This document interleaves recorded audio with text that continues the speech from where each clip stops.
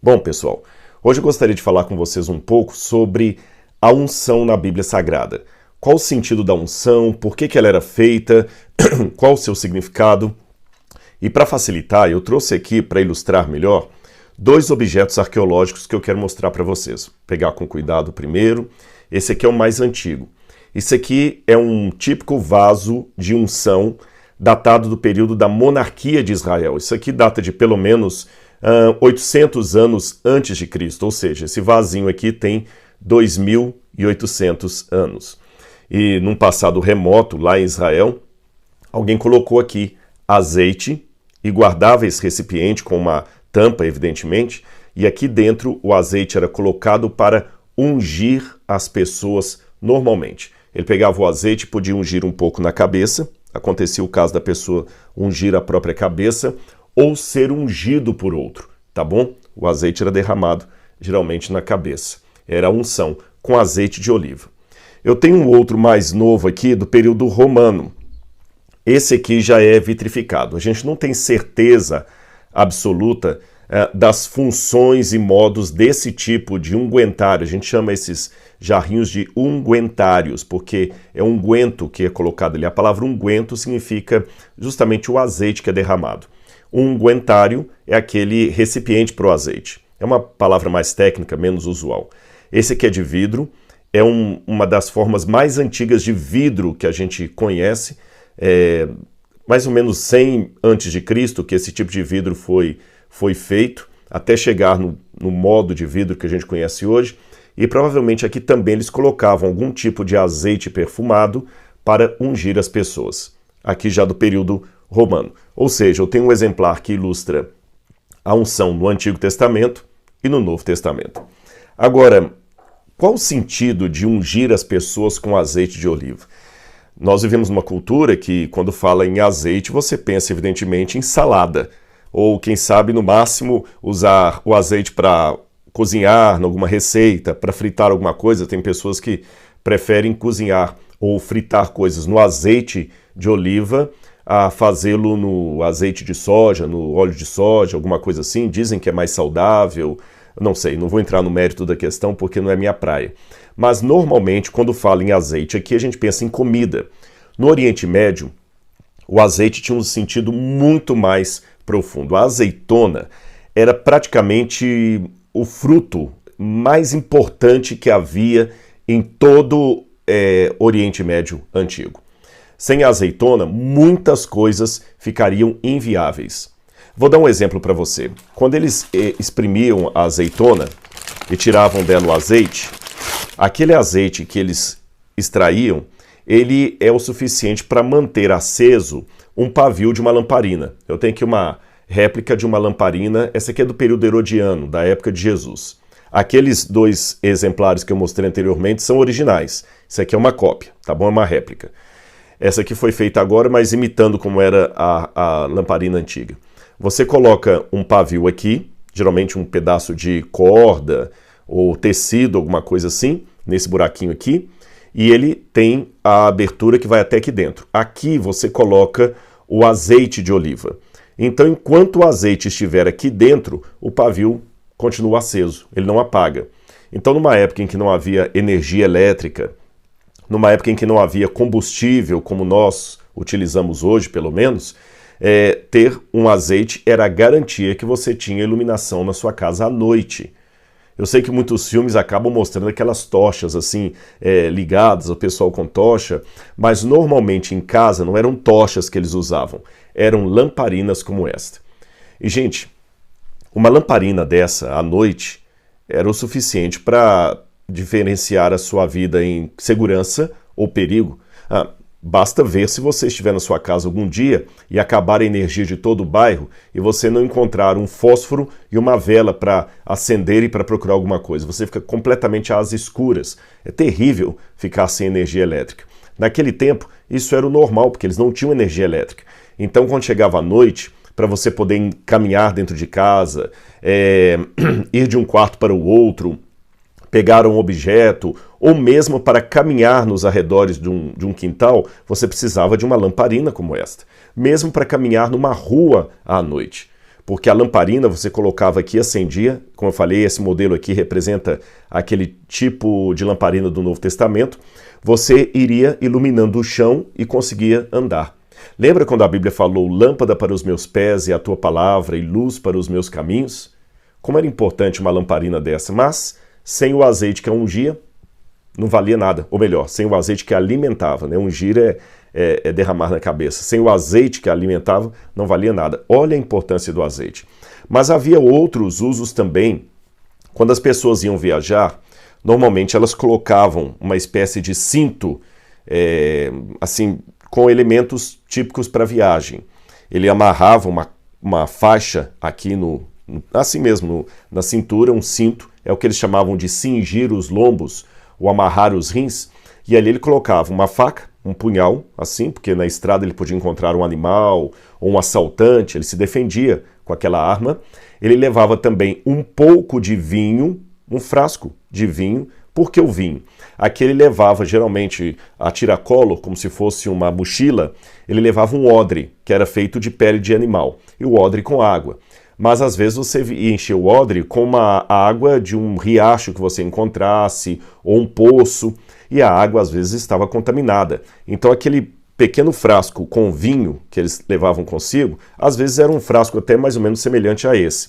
Ele pegava um pouquinho do vinho, colocava na água, sacudia e podia beber a água, porque eles acreditavam que o vinho, fermentado no caso, acabaria purificando a água e tornando-a própria para beber.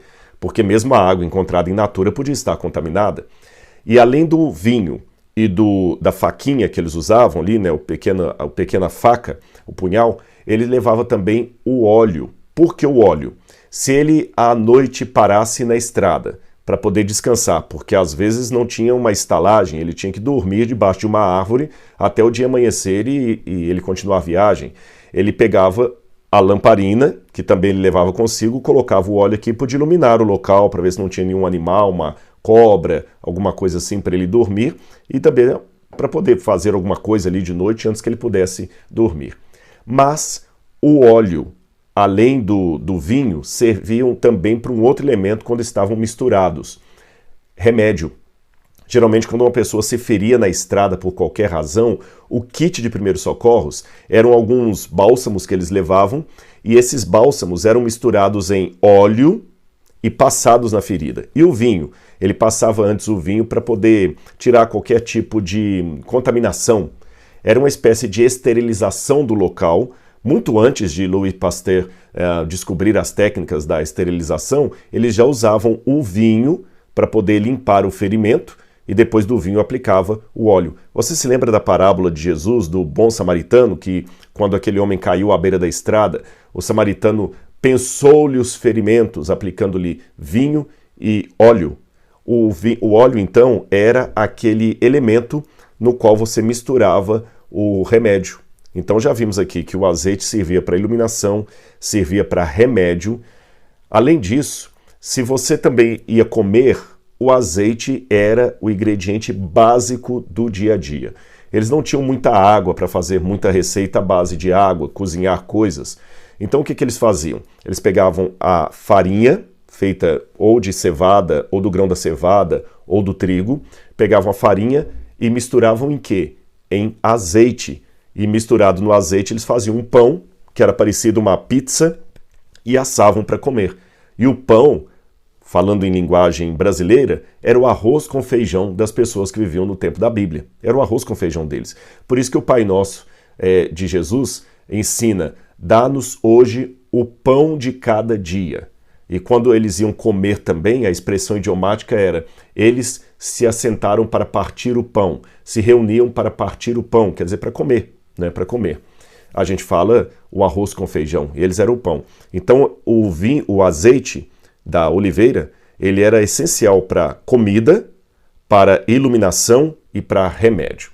Outra coisa também interessante nos usos seculares do azeite é que o perfume, que hoje às vezes é destilado em álcool ou outras substâncias, na época o perfume também era ali misturado, né, em álcool, qualquer coisa assim.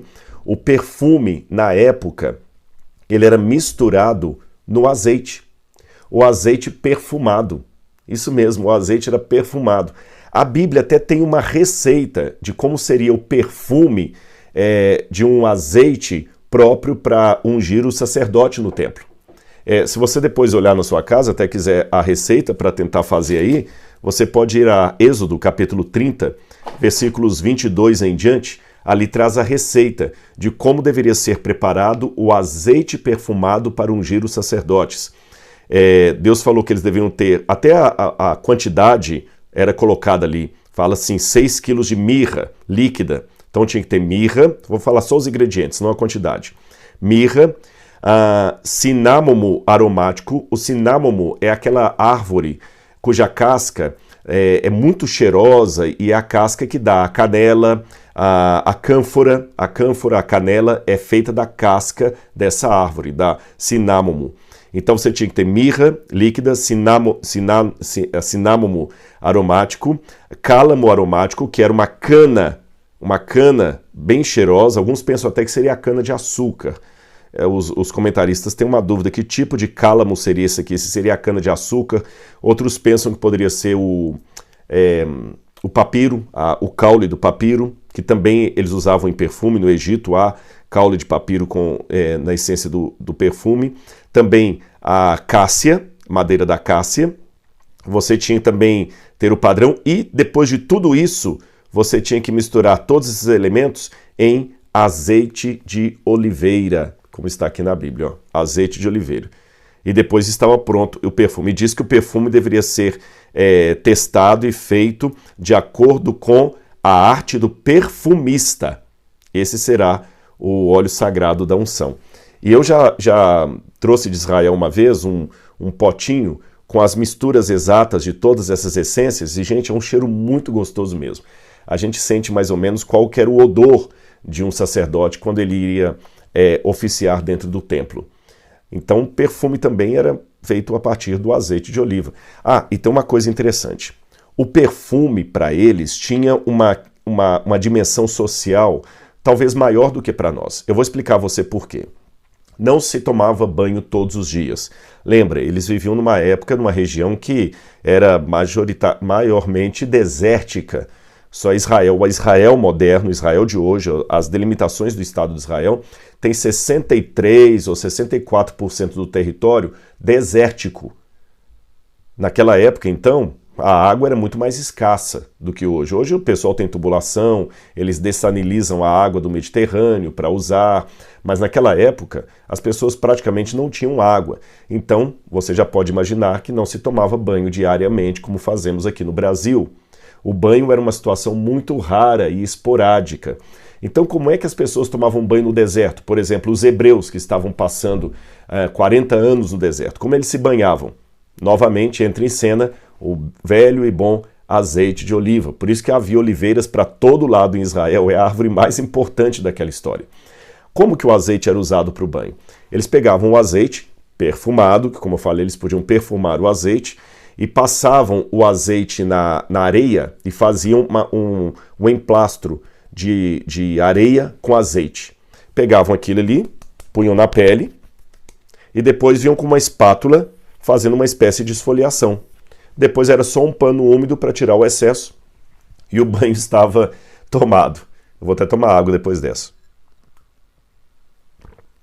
E o banho estava tomado. Agora você sabe que quando as pessoas às vezes vão para um almoço de negócios, num restaurante fino, especialmente num restaurante granfino, às vezes costuma ter, em alguns desses restaurantes, lá no banheiro, um vidro assim de Cepacol, de qualquer enxaguante bucal, e com os copinhos assim, que a pessoa às vezes depois de terminar o almoço, ele vai ali, ele enxágua a boca e cospe fora. Ou alguns restaurantes, quando o garçom vem trazer na bandeja a conta para você, depois que você pagou no cartão, a conta vem com algumas balas de menta ou alguns chocolates de menta. Por que isso nos restaurantes? É porque algumas pessoas podem ter, às vezes, halitose depois de ter comido. Então, para disfarçar um pouquinho qualquer odor negativo da boca da pessoa, depois que ele tem que conversar depois do almoço, principalmente se ele comeu carne com alho, por exemplo, ele usa aquela balinha de menta, alguns até disfarçadamente, quando vão pagar a conta no caixa, pegam uns chicletes, alguma coisa assim, para disfarçar qualquer mau hálito. Naquela época, como as pessoas não tomavam banho diariamente, podia acontecer que a pessoa, às vezes, na hora da refeição, não estava com um cheiro muito bom das axilas, por exemplo. Então, uma maneira de tornar agradável a presença da pessoa na hora da refeição era, antes de começar a comer, eles lavavam as mãos, os pés e ungiam a cabeça com óleo perfumado. No episódio que Jesus estava na casa de Simão, isso está no Evangelho de Marcos, ele reclama com Simão. Simão, porque a mulher entra e unge a cabeça de Jesus com um nardo de alabastro, você se lembra disso, não é? E eles reclamam por que ela estava fazendo aquilo, que Jesus não era profeta, porque senão ele saberia que aquela mulher era pecadora. E ele vira para o anfitrião e fala o seguinte: olha, desde que eu cheguei aqui na sua casa, você não me beijou, não me ungiu a cabeça com óleo. Jesus reclama, você não ungiu minha cabeça com óleo. Então, naquela época, era quase que um traço de boas-vindas você ungir a cabeça da pessoa com óleo antes dele reclinar-se à mesa para comer com você. Reclinar, porque a pessoa não sentava, ele reclinava à mesa, um tablado no chão. Lembra o Salmo 23? Acho que é o verso 3 ou 4, se eu não me engano, que diz assim: unges minha cabeça com óleo, o meu cálice transborda. Fala assim: preparas-me uma mesa na presença dos meus adversários, quer dizer, a mesa da refeição. Unges minha cabeça com óleo e o meu cálice transborda. Ou seja, antes de comer, você tem que ungir a pessoa. Porque aí, claro, ela estando com a cabeça perfumada, o cabelo aqui perfumado, todo mundo sente um cheiro agradável e a comida fica com um ambiente mais agradável para todo mundo comer bem ali, sem nenhum cheiro ruim. Eu sei que você deve imaginar, puxa, mas a cabeça com tanto óleo de oliva assim, devia ficar bem crespo o cabelo, né? Bom, eu não sei se de repente até tem aí alguma essência, alguém pode até deixar nos comentários aí. Eu sei que muita gente usa o óleo de jojoba para o cabelo, que é muito bom. De repente o óleo de oliveira também seria bom. Falando nessa questão de ungir as pessoas na hora de comer, porque dava um cheiro agradável, o azeite também, às vezes, ele usava para perfumar ambiente e, junto com a essência de algum tipo de incenso, ele ajudava a espantar moscas, porque as pessoas moravam às vezes em casa, onde no quintal você tinha ovelhas, tinha animais. Lembra que os magos, quando vieram visitar Jesus recém-nascido, ou melhor, Jesus já estava com uns 2 aninhos ali, aproximadamente, não recém-nascido, eles trouxeram como presente ouro, tudo bem, incenso e mirra.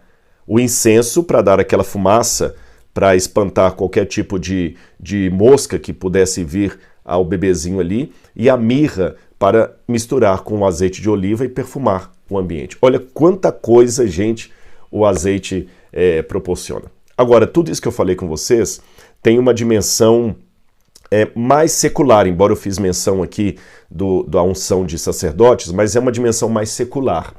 Agora, o sagrado acaba pegando carona nas imagens seculares para servir de emblema para as pessoas. A Bíblia é um livro altamente simbólico, mas deixe-me explicar o que eu quero dizer com essa frase. Quando eu digo que a Bíblia é um livro altamente simbólico, eu não estou querendo dizer que a Bíblia é mitológica, que as histórias que ali estão não aconteceram, que são apenas um símbolo, não é isso. Eu quero dizer que a Bíblia, sendo um livro histórico, está repleta de simbologias, atos simbólicos, objetos simbólicos, expressões idiomáticas simbólicas que a gente precisa compreender. Por exemplo, vamos pegar aqui a nossa história. Quando alguém faz assim para o outro aqui no Brasil, assim, a gente fica chateado, parecem aqueles italianos lá falando assim, porca miséria, alguma coisa assim, xingando. Mas no Oriente Médio, se alguém faz isso aqui para você, significa espera um pouco, símbolo, espera um pouco. No Brasil, quando está tudo tranquilo, eu pergunto assim, então, a gente está combinado, vamos almoçar amanhã? Aí o sujeito manda um emoji assim, só com o joinha. Quer dizer, tá ok, é um símbolo, ele não me falou nada, ele só mandou o símbolo, eu já entendi, vamos almoçar amanhã. Quando alguém quer fazer alguma coisa, sei lá, assim, vai batendo e fala assim, você vai ver, eu vou pegá-lo, ó. Então a gente sempre faz símbolos com as mãos, são gestos, expressões. Nós temos emblemas, você vê lá o emblema do YouTube, você sabe que é o YouTube, não precisa falar nada, é só mostrar lá, não precisa ter escrito YouTube, é só aquele emblemazinho vermelho lá, você já sabe que é o YouTube. Então Deus, como um grande professor didático, ele usou os emblemas para poder mostrar a mensagem dele. E como o azeite tinha toda essa importância no Oriente Médio, Deus disse que os sacerdotes deveriam ser ungidos. Deus disse também que os reis de Israel deveriam ser ungidos. A gente imagina muito a coroação do rei, não é? Geralmente a gente pensa na coroa, porque a gente está pensando numa monarquia europeia, vitoriana talvez, ou até medieval, onde o rei é rei porque ele tem a coroa dele. Mas, na Bíblia, o início do rei é dado não pela coroa dele, mas é dado pela sua unção. Várias vezes na Bíblia nós vemos isso aqui. Eu estou querendo pegar uma passagem aqui de 2 Reis, capítulo 20, que eu tinha anotado aqui para poder mostrar para vocês, que era tão importante essa questão do rei ser ungido, que fazia parte do tesouro do rei ter azeites perfumados ali. A Bíblia fala que quando os mensageiros da Babilônia chegaram ao rei Ezequias, ele mostrou para eles, isso está em 2 Reis, capítulo 20, versículo 13. Ezequias mostrou para os embaixadores da Babilônia tudo que ele tinha recebido e fala que ele, ali na casa do tesouro, ele mostrou a prata, o ouro, as especiarias, os óleos finos e o seu arsenal. Então veja bem, o azeite estava até nos óleos, nos azeites, nos perfumes ali, nos tesouros do rei. Aliás, uma coisa que eu tinha esquecido de mencionar, você sabia que na época da Bíblia, eles usavam também o azeite perfumado para ungir escudos de guerra? Isso está em Isaías capítulo 21, verso 5. Isaías capítulo 21, verso 5. Muitos escudos de guerra, às vezes, eram feitos de couro. Eles tinham madeira e couro. E eles ungiam com perfume por 2 motivos. Primeiro, o couro ungido ali com bastante óleo, ele ficava mais resistente. E, em segundo lugar, provocava um odor agradável para que o soldado pudesse lutar com mais, com mais convicção, um apoio moral. Isaías 21, versículo 5 diz assim: põe-se à mesa, estende-se tapetes, come-se e bebe-se, levantem-se príncipes e untem os escudos, ou seja, unjam os escudos. Agora, pessoal, de tudo isso que eu falei com vocês, nós temos que tomar em conta o sentido mais importante espiritual do azeite que eu poderia falar aqui. O sentido em que o azeite representa o Espírito Santo. O Espírito Santo dado à pessoa. É com base nisso que a Bíblia até prescreveu que os doentes deveriam ser ungidos. Você pode ler isso lá em Tiago, quando Tiago fala, Tiago 5, 14, 15, quando Tiago fala que se alguém estiver doente, que traga o óleo e unja. Quer ver? Tiago 4, deixa eu pegar aqui, Tiago, antes de Pedro aqui, deixa eu ver aqui, olha, deixa eu ver, aqui 5, 13 em diante, Tiago diz assim: alguém de vocês está sofrendo? Faça oração. Alguém está alegre? Cante louvores. Alguém de vocês está doente? Chame os anciãos da igreja, e estes façam oração sobre ele, ungindo-o com óleo em nome do Senhor. A oração da fé salvará o enfermo e o Senhor o levantará. Eu sei que quando falam ungir com óleo, as pessoas geralmente pensam em extrema unção, por causa da tradição católica da extrema unção. Eu não vou entrar no mérito da questão. A própria Igreja Católica, se eu não me engano, nos anos 60 ou 70, acho que foi depois do Concílio Vaticano II, a Igreja Católica aboliu, pelo menos nos termos dela, a expressão extrema unção. Essa expressão ela não é bíblica. Extrema unção, que a pessoa é ungida quando está para morrer. Embora a Igreja Católica ela até flexibilizou um pouco hoje a unção dos enfermos, mas no catecismo eles ungem geralmente a pessoa quando está realmente para morrer, quase. Foi Pedro Lombardo, no século XII, que começou a falar de extrema unção. A origem dessa expressão é obscura, eu já vi várias explicações. Uma delas, por exemplo, é que, como nos sacramentos da Igreja Católica, você tem a ordem dos sacramentos de unção, então você tem primeiro o batismo, depois você tem a confirmação, depois que vem a unção. Então, como ela é o terceiro dos 3 sacramentos de unção, ela é a extrema unção, a última unção. Mas há uma outra explicação também, que até a época do século XII, estou falando de Pedro Lombardo, muitas pessoas deixavam para batizar-se apenas quando estavam morrendo, porque se ele pecasse antes do batismo, era um pecado venial. Mas se ele pecasse depois de batizado, era um pecado capital. Então, para não correr o risco de pecar depois de batizado, então ele ficava retardando o batismo até o último instante. E depois que ele era batizado, ele já era confirmado e já estava para morrer, né? Porque ele só batizava quando já estava à beira da morte, aí praticava a unção dos enfermos, que acabou virando extrema unção. É uma das explicações, não posso afirmar que é a mais correta de todos. O fato é que a própria Igreja Católica hoje já não bate mais tanto o martelo de extrema unção. E a Bíblia deixa bem claro, não que a pessoa tenha que estar morrendo para ser ungida. A pessoa está enferma, traga o azeite e unja aquela pessoa e ore sobre ela pedindo a cura. Pode ser que o Senhor vai curá-la ou não. Ou seja, nós não vamos ser banais de ungir uma pessoa porque ela está com a unha do pé encravada, mas também não precisamos ficar esperando apenas quando a pessoa está no CTI para ungí-la. A função da unção não é necessariamente extrema unção, correto? Eu acho que a gente pode ter um bom senso aí. Se a pessoa está com uma doença grave, alguma coisa mais séria, que corre risco de vida, ela pode ser ungida. Está na Bíblia isso aqui. Aliás, não é só em Tiago não, embora esse seja o texto mais clássico. Aqui em Marcos capítulo 6, versículo 12, a Bíblia fala sobre os 12 discípulos e diz assim, olha, então saindo eles, os discípulos, pregavam ao povo que se arrependessem, expulsavam muitos demônios e curavam numerosos enfermos, ungindo-os com óleo. Então é bíblico a unção. Agora, o mais importante de tudo isso é que a unção representa o Espírito Santo. É por isso que aquele que é ungido pelo Espírito, ele recebe a plenitude do Espírito de Deus. Jesus, o Messias, é aquele que foi ungido de maneira máxima. Ele é o ungido dos ungidos. Por isso que em Isaías fala, sobre ele, o Messias, repousará o espírito de sabedoria, de temor do Senhor. Fala dos espíritos de Deus que englobam o Messias. Aliás, a palavra Messias vem do hebraico Mashiach, que significa aquele que é ungido. Aquele que é ungido. Mashiach. Como os autores do Novo Testamento escreveram seus textos em grego, a palavra Mashiach, ungido em hebraico, ou Messias, como a gente quer traduzir, é traduzida em grego por Christos. Por exemplo, na Igreja Católica, quando tem a confirmação, a pessoa recebe a unção, que é chamada de crisma. Crisma, em grego, unção com óleo.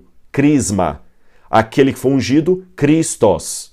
Percebeu? Crisma, unção com óleo. Christos, o que recebeu a unção com óleo. Então, Jesus Cristo significa Jesus o ungido, Jesus o Messias, Jesus é Yeshua HaMashiach, Jesus o ungido, o Messias, ou Jesus o Cristo o ungido.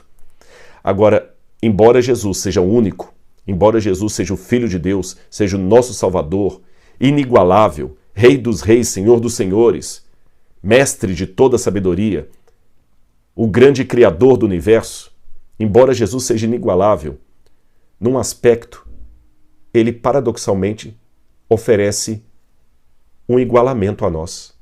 Como assim? Em primeiro lugar, porque nós somos criados à sua imagem e semelhança. Então, Deus que é inimitável, inigualável, de certa forma, nos permitiu ter algo parecido com ele. Fomos originalmente criados à imagem e semelhança de Deus. E quando perdemos a essência dessa imagem e semelhança de Deus, por causa do pecado, ele se fez carne e habitou no meio de nós. E o próprio Jesus, no batismo, recebe o Espírito Santo descendo sobre ele como pomba. Ali foi a sua unção. E Jesus, cheio do Espírito Santo, oferece esse poder a nós, a mim e a você. Olha o que diz aqui o livro de Atos dos Apóstolos, onde Pedro, ao pregar na casa de Cornélio, explica por que os discípulos estavam fazendo tantos milagres e pregações e tantos prodígios em nome de Deus. Atos, capítulo 10, versículo 38, diz assim: como Deus ungiu a Jesus de Nazaré com o Espírito Santo e com poder, Jesus andou por toda parte, fazendo bem e curando todos os oprimidos do diabo, porque Deus estava nele. E nós somos testemunhas de tudo o que ele fez na terra dos judeus e em Jerusalém. E Jesus, antes de subir ao céu, falou: vocês farão obras maiores do que as minhas, porque eu vou para o Pai. Meus queridos, eu termino essa mensagem aqui sobre o óleo, sobre o azeite, com essas informações arqueológicas, pedindo a Deus e conclamando a você a se unir comigo e com todos os irmãos, implorando o batismo com o Espírito Santo. É dessa revolução que a igreja precisa. Clamar a Deus em jejum, oração, arrependimento dos nossos pecados e implorar o batismo com o Espírito Santo. O que a igreja precisa hoje é do poder do Espírito, é o fogo do Espírito Santo, não o fogo de pneus queimados numa rodovia.